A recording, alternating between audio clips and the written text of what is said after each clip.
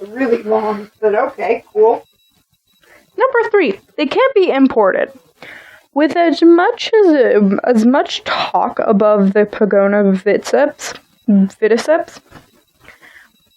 being the native to Australia, most no-beardies in captivity anywhere in the world are actually from Australia.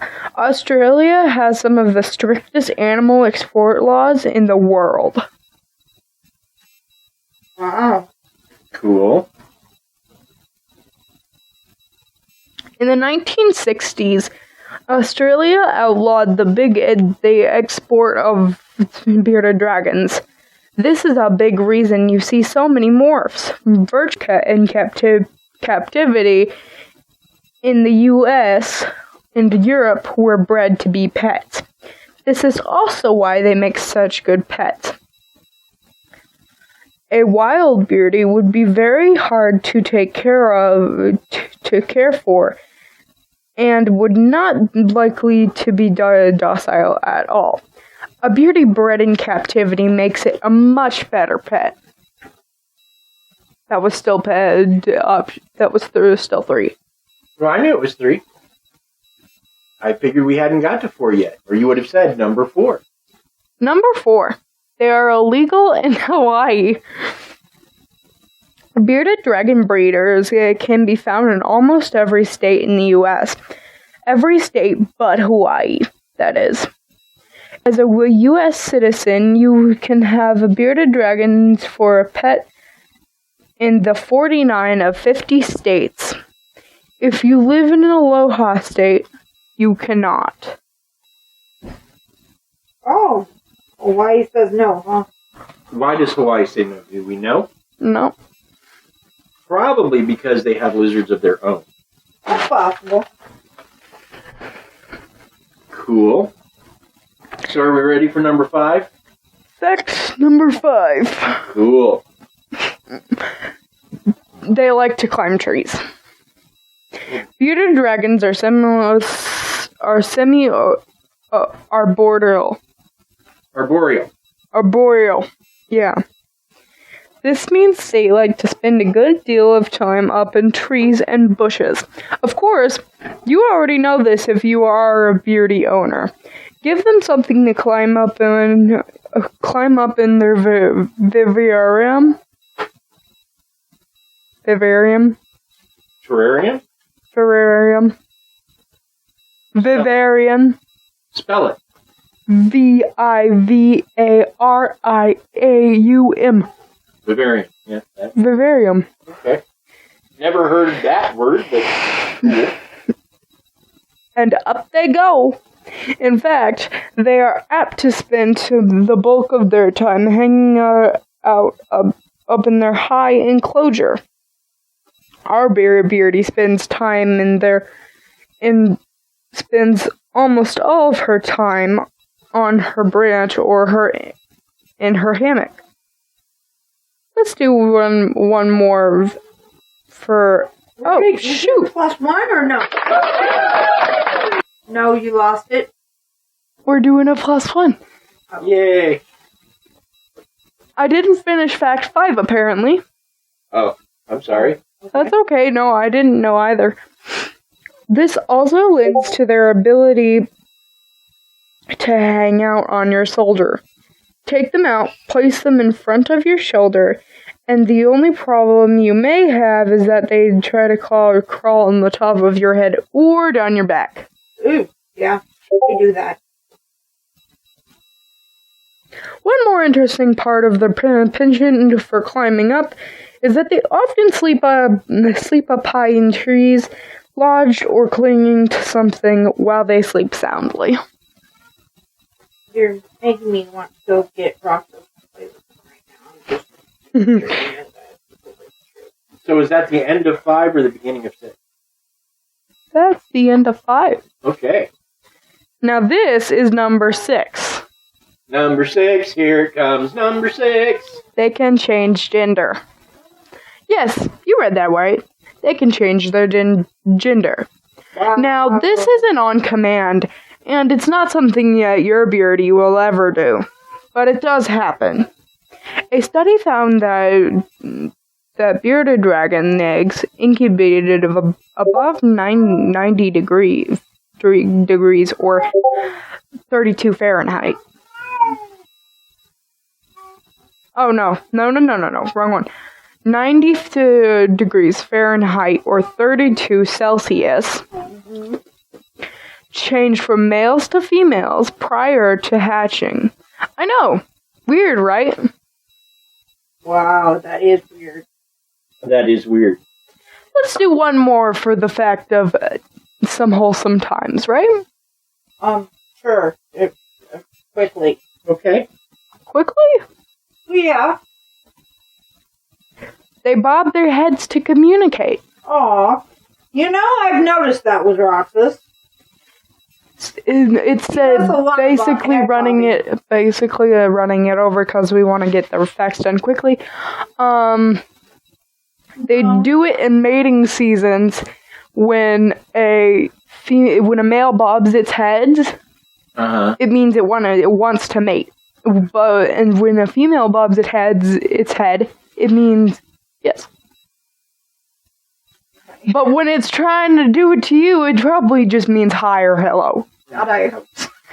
I was going to say, That's a little creepy. I never needed the key to hanging out in a bearded dragon singles bar. I met guys that are like that, too. You catch them in the bar, and they're like, yeah. And they're hoping the girl goes, yeah, because that means something. That means something. We're not sure what. Yep, it's true. Okay, then. Oh, wow. Thank you, Crystalline. Thank you for all the weird facts. I got claps, guys. Cool. So, I heard it. I know they did. let's go from bearded dragons to humanoid dragons, the reptilian. What do they look like? Well, if the stories are to be believed, and let me, before I get into this, say that my choices for research came down to a handful of books, a few weird websites like alienUFOresearch.com, and Wikipedia. So there's not a lot of facts in this, but there is a lot of information. Alrighty. We'll leave the factual discussion towards the end. The reptilians, also called reptoids, which is a word mixed from reptilians and humanoids and are the same creature, are human-looking lizard creatures that can shapeshift. They're also known as dinosauroids, lizard folk, lizard men, saurians, alpha draconians, and sauroids. They're tall. They're around 7 to 9 feet tall. Have green, scaly skin. Most of the time are said to have 3 long fingers and an opposable thumb with talons on the end. They have holes for ears, muscular legs and arms, and large eyes. There have been reports of reptilians with and without tails, with and without wings, and hidden genitalia. They've been sighted wearing very little clothes except for armor, but are always seen with some sort of belt said to be used to help them become invisible. What? Invisible belts. But no, the belt is visible, but it turns them invisible. Don't ask me how. Okay. Well, shoot, that could explain why there's been so many alien sightings. Just bringing back its alien thing. What if the belt could, turn them human as well? Now, according to most people, reptilians are pretty dangerous. They are believed to be bent on the domination of Earth. They are very intelligent. Some claim they have telekinetic powers. Mm-hmm. Many claim they have a warlike mentality that has driven them to secretly incorporate themselves into our society for their cause. But that doesn't make sense to me, because a warlike mentality doesn't want to hide. It wants to jump up and punch you in the face. So, just before we continue talking about this, with the facts earlier, we wanted to know what a vivarium was, right? Sure. Okay. The see-through glass tank. I'm guessing it's pretty big. Gotcha. With Ours is made out of plastic. Yeah. With glass. Gotcha. It's made out of glass. Now, some conspiracy theories, not to jump off that fact, but some conspiracy theories suspect that many important leaders are actually reptilians acting as humans in order to help them with their agenda. From George W. Bush, a lot of people think he's a reptilian. Members of the British royal family are believed to be reptilian, which, if you look at Prince Charles, you might believe that. Boy, that guy looks wizardy. That's not funny. That's not cool. Okay. There are a few different theories as to where reptilians actually come from. Some say that they were here on Earth before us humans and live in secret underground caverns around the world, while others believe that they are from Alpha Draconis star system of the Orion constellation. Some claim both. Both. They've been around before us, but there's also some from this other area. Now, reptilians are one of the races that they think have been around for a long time because they are thought to have given certain members of the world technology. Mm-hmm. For example, the Aztecs believed in Quetzalcoatl, the flying serpent. Mm-hmm. And in fact, if you look in certain temples, you'll see things that look like a lizard man in a spacesuit piloting some kind of craft. Mm-hmm. A lot of people think that reptilians have helped build the pyramids, worked with the Mayans, and helped start early religions pretending to be gods and manipulating people in the past. In fact, according to some theories, the serpent was once a tall, splendid, and regal creature with arms and legs. What does regal mean? Like royal, like Royal. impressive. Ooh. Yes, regal and royal are kind of similar.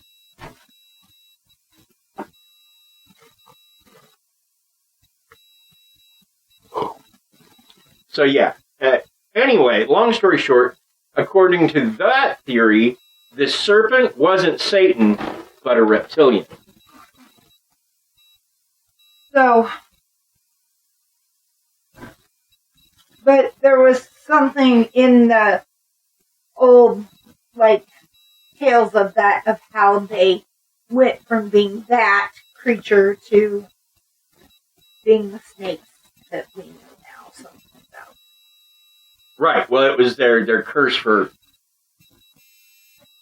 It was basically their curse. When its fate was decided, it was written that upon thy belly thou shalt Right. go. And so from then on, they were snakes.